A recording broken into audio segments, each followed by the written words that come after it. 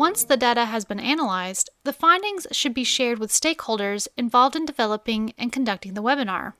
These individuals should discuss ways to improve webinars in the future based on participant feedback. Now that the webinar is complete, you should keep a record of it in your archives.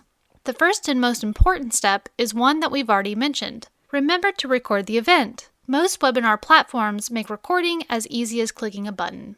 After recording the webinar, consider several options for distribution.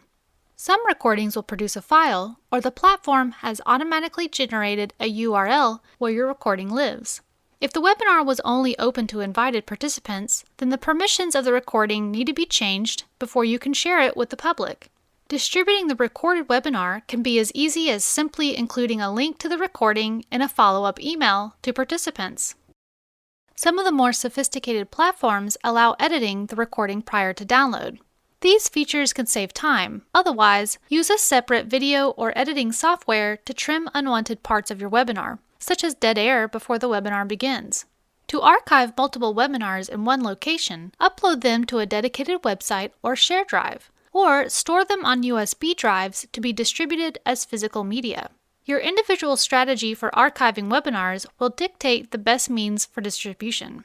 Each platform handles recording, editing, downloading, and distributing differently. Conduct research on how each platform's archiving system works to identify which one best suits your needs. Before we conclude, let's review what we've learned about post-webinar activities.